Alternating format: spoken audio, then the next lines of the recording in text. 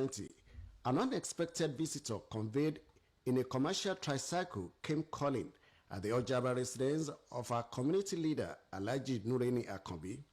The keke napep rider had brought a fair-complexioned woman with Yoruba tribal mark to the family house of Alhaji Akanbi, who is the Aroleiba Oluyole.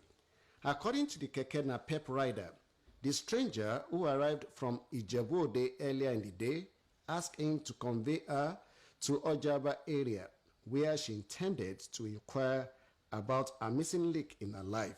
Hence, he brought her to the community leader. It was last week, Tuesday, exactly this time, around to 12. I came in. I just met one Mariwa outside the gate there. The Mariwa driver, I said, why did you park Mariwa this side of the gate? He said he brought some people. Then I saw this young lady.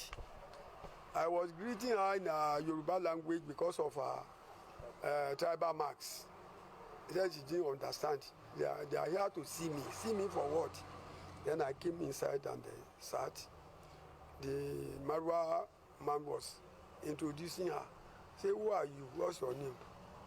She cannot even speak any Yoruba language. She cannot even pronounce A or B.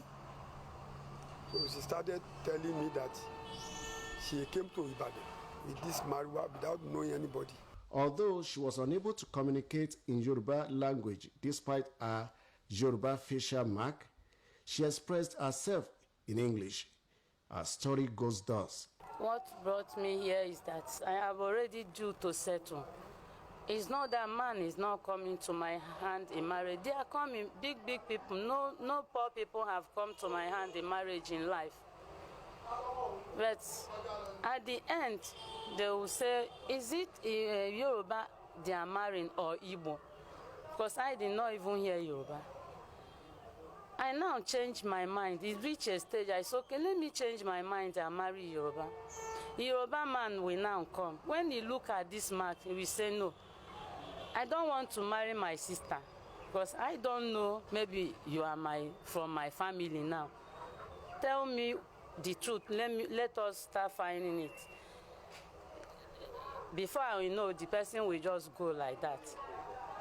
At this last one now is from Oyo. I said, okay, since it's from Oyo, through this mark, okay, let me settle with him. The same thing he said. Then I start moving from one place to another. So when I got to the church, they now say I have to go and find my biological father. That he left us because my mommy, they took me by force. They didn't want to hand his daughter to him. The mission of the lady who speaks Igbo fluently is to look for a biological father, a Yoruba man, and a soldier simply called Balogun, whom she had never set her eyes on.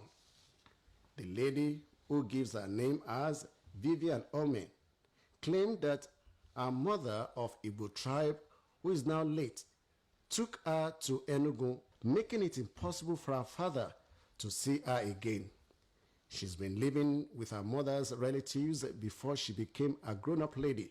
It took a long time before she knew she had tribal marks, as she was forbidden from using a mirror by her people. She has only one request in her mission to Ibadan, looking for a biological father known as Balogun, a soldier.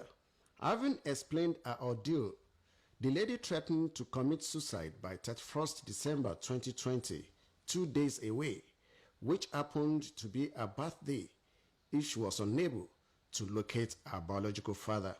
Touched by this statement, Alhaji Akanbi was moved to compassion and gave a rare commitment.